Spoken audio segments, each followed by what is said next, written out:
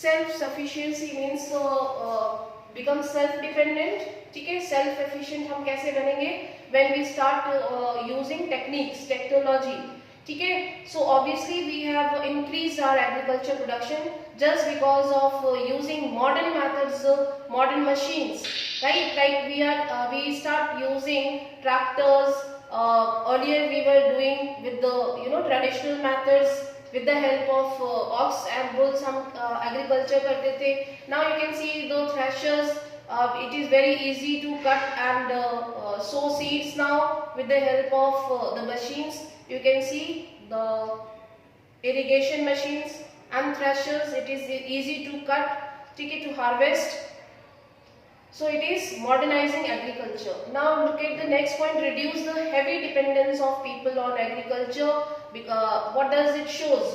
So you can see now people are not only working in agriculture sector, in villages, in rural areas. Basically after the establishment or after the development of industries, people are employed in industrial sector also. So it has actually reduced the heavy dependence of people on agriculture sector. People are employed in small scale industries also.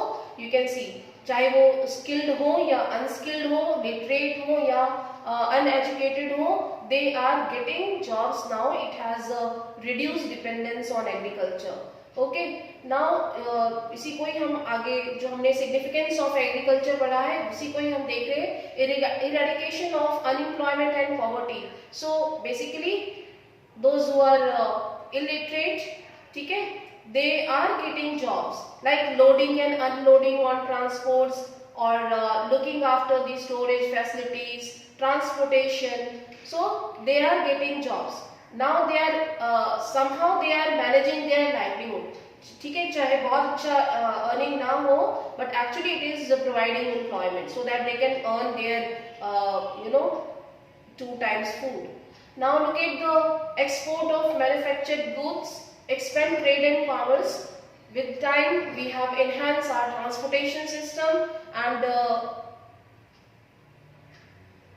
we can see, ठीक है.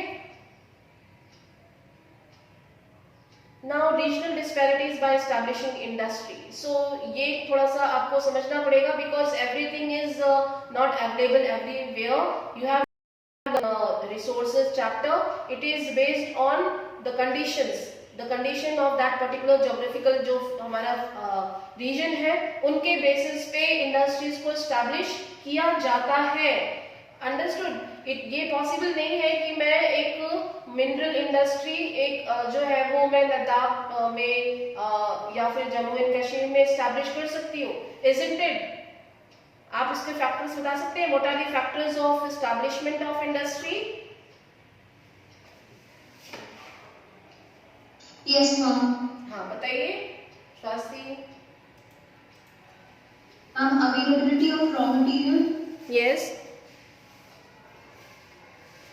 Availability of plain land. Yes. Capital. Exactly. देखो ये enterprise. And rice. Okay.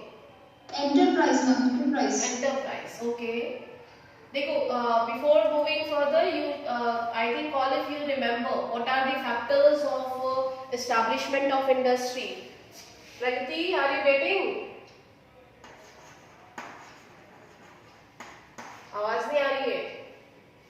What are the factors of establishment before establishment of any industry? Labor and market are also there. Voice was coming, but I think my voice is not reaching to you because one it is getting trapped. Yes. अभी तक आपकी आवाज नहीं आ रही. ठीक है. I am asking about the factors of location of industry or Yes, before sir, establishing. Before. Now I have understood it. Yes. Before establishment of any industry, जो भी businessman या industrialist होंगे, they will look for further factors. ठीक है. अभी तक आप इतना पढ़ चुके हैं हिस्ट्री ज्योग्राफी में. कि क्या फैक्टर्स को हम ध्यान में रखेंगे। सबसे पहले अवेलेबिलिटी ऑफ रॉ मटेरियल, ये सबसे इम्पोर्टेंट पॉइंट होता है। कहीं पे भी हमें इंडस्ट्री लगानी है तो हमें Availability of resources or Yes. raw materials. Availability of raw materials हमें इस फैक्टर को देखना पड़ता है, क्योंकि अगर हम किसी जगह पे इंडस्ट्री लगाते हैं तो वहां से हमें ट्रांसपोर्टेशन का कॉस्ट रिड्यूस करना होगा। अगर कहीं पे माइनिंग हम कर रहे हैं प्लेट्यू से, तो हम चाहेंगे कि हमारा जो ट्रांसपोर्टेशन कॉस्ट है वो कम से कम हो, है ना। हमारा जो ट्रांसपोर्टेशन कॉस्ट होगा वो जितना कम होगा उतना बेनिफिट मिलेगा। तो हमारा फर्स्ट पॉइंट है अवेलेबिलिटी ऑफ रॉ मटेरियल, ठीक है, before establishment of any industry. Okay, then we will see. Ma'am, second factor, may I tell please? हाँ प्रगति बोलिए। Ma'am, it can be that communication technology must be available there so that people can connect to each other. Exactly देखो ये बहुत ही basic point है, बहुत ही basic सी चीज है कि अवेलेबिलिटी जहाँ से होगी वहां से नजदीक पड़ेगा, वहां से किसी भी इंडस्ट्रीज को ट्रांसपोर्टेशन जो है वो इजी होगा। Then they will look for, obviously capital होना ही चाहिए, बट और भी कई सारे फैक्टर्स हैं, जैसे कि मार्केट जो है वो नियर बाय होगी तो उनकी जो सप्लाई होगी वो इजी होगा, ठीक है। देन लेबर, जहाँ पे उनको लेबर मिलेंगे, ऑब्वियसली उनको खुद से तो काम करना नहीं है इंडस्ट्री में, तो they will hire some people for work, some technicians, so the labour is another important factor. Are you getting? ठीक है, तो ये सारी चीजें वो ध्यान में रखेंगे। Then capital and other thing, capital होना चाहिए, और there should be government policies, कुछ गवर्नमेंट पॉलिसी होनी चाहिए एस्टैब्लिशमेंट के टाइम पे, जिससे कि उनको बेनिफिट मिले industries. Flexible labor laws. Yes exactly, तो ये कुछ बेनिफिट उनको चाहिए एस्टैब्लिशमेंट से पहले, जिससे कि वो इंडस्ट्रीज को लोकेट कर सके। बट यहाँ पे एक चीज हमने जो फर्स्ट पढ़ी है सबसे पहले, आप इसको ध्यान में रखेंगे कि availability of raw material is not possible everywhere. जरूरी नहीं है कि जो रॉ मटेरियल हमें प्लेन्स में मिल रहे हैं, शुगर केन मिल रहा है हमें, या फिर हमें कुछ और चीजें मिल रही हैं, वो हमें राजस्थान या फिर हमें कर्नाटका या फिर जम्मू कश्मीर में मिल जाए। हर जगह पे स्पेसिफिक टाइप के रॉ मटेरियल्स डेवलप किए जाते हैं या फिर होते हैं, ठीक है। तो उसी के बेस पे इंडस्ट्रीज को एस्टैब्लिश किया जाएगा। For example, minerals are found in the central part of India on peninsular plateau, ठीक है, which is called as the store house or hub of minerals of India. Like Chota Nagpur हो गया हमारा, Madhya Pradesh, Jharkhand, Orissa, West Bengal, ये वाला जो रीजन है हमारा मिनरल हाउस है। सिमिलरली जो हमारा पोर्ट, जो coastal region of Bombay and the Gulf of Cambay and the parts of coastal parts of Gujarat, it is very good for the resources for the petroleum and kerosene. Okay, so these raw materials are not easily available everywhere. अगर मैं बोलूँ कि waste Bengal में या फिर sorry Delhi में जो है वो ये मिल सकता है क्या, तो नहीं मिल सकता। तो उसी के बेस पे जो इंडस्ट्रीज होंगी वो अवेलेबिलिटी ऑफ रॉ मटेरियल्स को ध्यान में रख कर के, जो कि मोस्ट इंपॉर्टेंट फैक्टर है, उसको ध्यान में रख के एस्टैब्लिश करेंगी। Isn't it? R S one में?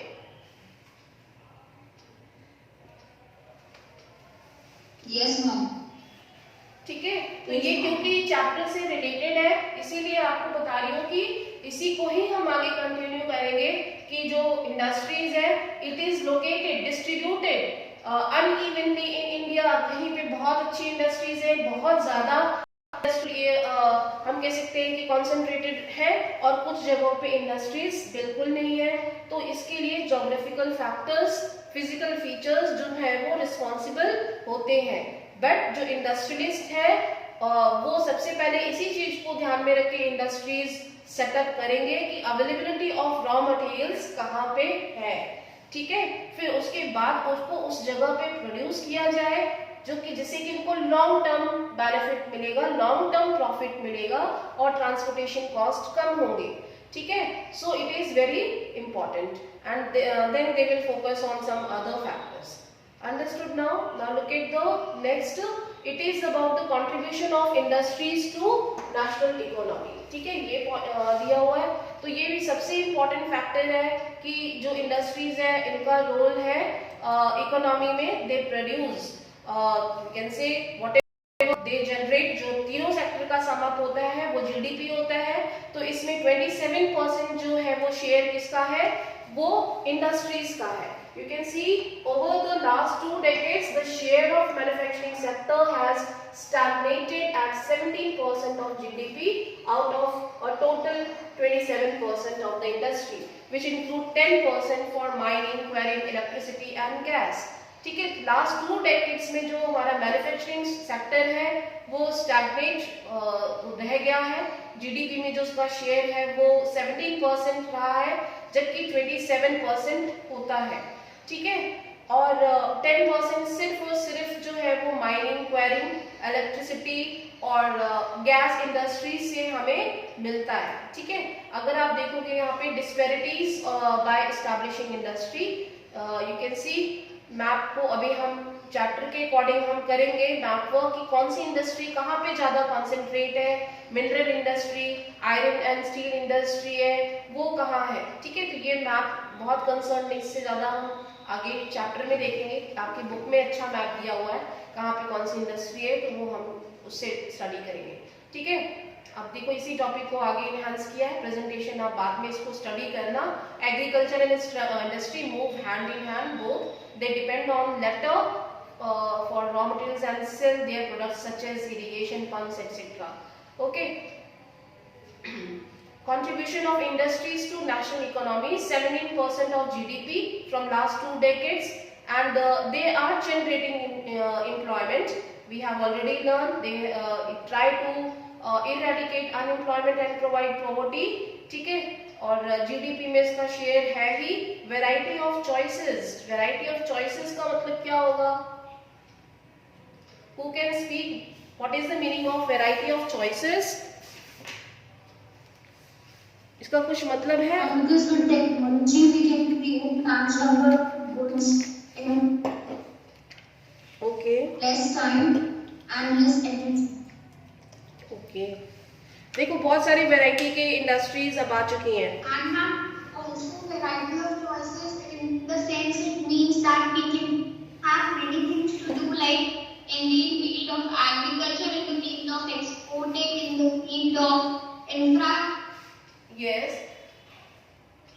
देखो बहुत सारे टाइप की इंडस्ट्रीज आ चुकी है ना। कुछ जो है वो मिनरल बेस्ड है, कुछ पेस्टोरल बेस्ड है, कुछ जो है वो एग्रो बेस्ड है। वैरायटी ऑफ चॉइसेस जो है वो आ गई है। ठीक है, तो अब लोगों पे डिपेंड करता है कि वो किस टाइप की इंडस्ट्री में जो है वो जो काम करना चाहते हैं। अब उससे हर इंडस्ट्री का कहीं ना कहीं हम कहें कि जो इंडस्ट्रीज है उनका कहीं ना कहीं कंट्रीब्यूशन है जो हमारी इकोनॉमी में है। ठीक है, उसी के बारे में हम चैप्टर में अभी पढ़ेंगे। पीडीएफ के थ्रू देखिए, this is much lower in comparison to some East Asian economy where it is 25 to 35%. You can underline it is very less in comparison to east Asian country. ठीक है, east Asian country में कौन कौन से country आते हैं? Bangladesh, Myanmar, Thailand, China. Yes, Japan. exactly, very good. So if we will compare, it is very less in comparison to Japan, China and other Indonesia and Southeast Asian country. ठीक है, उनके comparison में बहुत ही कम है। ठीक है, it is 25 to 35%. ठीक है, the trend of growth rate is manufacturing over the last decade has been around 7% per annum. तो ये चीज आपके बहुत ज्यादा डेटाबेस पे तो मैं नहीं कहूंगी कि डेटाबेस क्वेश्चंस आने चाहिए, but you should use these data for to enhance your points. The trend of growth rate is in manufacturing over the last decade has been around 7%। ठीक है, 7% रहा है। The desired growth rate should be 12%। ठीक है, desired कितनी है? 12% की है, और हमेशा कितना आ रहा है? 7% आ रहा है। तो अभी भी 5% it is lagging. Since 2003, manufacturing is once again growing at the rate of 9 to 10%. ठीक है, 2003 से कुछ जो है वो इंक्रीज हुआ है ये रेट। अब ये दिख नहीं रहा मुझे कि कौन सी ईयर की बुक है, क्या आपकी बुक में भी इतना ही डेटा दिया है? आप कंपेयर कर सकते हो उसको, ठीक है। सो विद एप्रोप्रिएट पॉलिसी कौन सी होती है? इंडस्ट्रियल पॉलिसी, ठीक है। तो देयर इज स्पेसिफिक मिनिस्ट्री, एक मिनिस्ट्री होती है इंडस्ट्रियल, जो इंडस्ट्रियल वर्क और उसी से रिलेटेड मैटर्स को देखती है।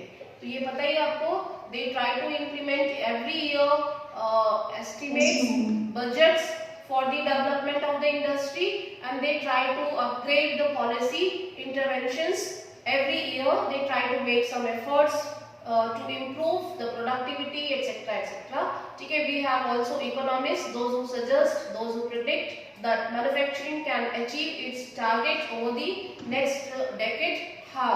कैसे इम्प्रूव कर सकते हैं उस, ये सारी सजेशंस जो है वो इकोनॉमिस्ट से लेके जो हमारी मिनिस्ट्री है एग्रीकल्चर और industrial ministry, they will implement that policy for its development और फॉर फ्यूचर इम्प्रूवमेंट। ठीक है, the national manufacturing competitiveness council, there is one organisation that is NMCC. It has been set up with this objective only, जिसका कि main objective क्या है? Industries के development से related जो है वो काम देखना। ठीक है, ओके। इंडस्ट्रियल लोकेशन वाला पॉइंट अभी इधर आया है, हम यहाँ पे देखते हैं क्या है। Infrastructure is very important for the industrial development. We need proper road for the connectivity from manufacturing point to the market to the destination point, and from the industries where they are taking the raw materials to the industry. It needs proper transportation, proper communication and proper activity through road or through waterways, जैसे भी possible हो। ठीक है, so it is basically the initiative should be taken by the government only for the infrastructure development. ठीक है, whatever they will produce, it will again come to the agriculture and industrial ministry, जो कि उसको उनके benefit के लिए देखेंगे और एक्सपोर्ट के लिए प्रोडक्शन फोकस करेंगे। ठीक है, कि अच्छे से अच्छा क्वालिटी जो है वो प्रोड्यूस किया जाए, जिससे कि हमारा ट्रेडिंग पावर्स इंक्रीज हो। Now look at the industrial location, you can see these are the important factors. First is raw material, सबसे पहला पॉइंट जो है वो रॉ मटेरियल वाला है। ठीक है, it should be very close to the industry, जो raw material है। Then next is you can take any one, market, nearness to the market। ठीक है, then capital is obviously required for small scale, for large scale industry, and then power supply and labor। ठीक है, it is most important factor। So these are basic things. Now what is agglomeration economy? What is agglomeration means? It is the intermingle, or we can say intermixing, yes। agglomeration means जहाँ पे सब चीजें एक साथ हो रही है। यानी इकोनॉमी का डेवलपमेंट कैसे हो रहा है? जैसे मैंने पोटैटो चिप्स वाला एग्जांपल दिया, यहाँ पे एग्रीकल्चर सेक्टर भी इंक्लूड है, इंडस्ट्रीज भी इंक्लूड है और सर्विस सेक्टर भी इंक्लूड है। ठीक है, तो तीनों इकोनॉमी जो है, इकोनॉमी के तीनों सेक्टर्स जो है वो इंक्लूड हो रहे हैं। So what is it? This is agglomeration economies. Many industries tend to come together to make use of advantages offered by the urban center known as agglomeration economies. So अब ये सारी चीजें हमको हर सिटीज, हर जगह पे दिखाई देती हैं, चाहे वो अर्बन एरिया हो या फिर रूरल एरिया हो। हमें ये तीनों ही चीजें, यानी तीनों एक्टिविटीज, प्राइमरी, सेकेंडरी और टेरिशरी, ये सब चीजें दिखाई देती हैं, है ना? वो दिखती है कि नहीं दिखती है? अर्बन सेंटर्स को ही हम क्यों माने कि these industries are coming together to make use of advantage offered by urban centres. By urban centres, now you can go in village, आप वहां पे भी ये तीनों सेक्टर देख सकते हो जहाँ पे ये काम एक साथ हो रहा है। This is called agglomeration of economies. Are you getting all of you? मैं बोलती जा रही हूँ, कहीं से कोई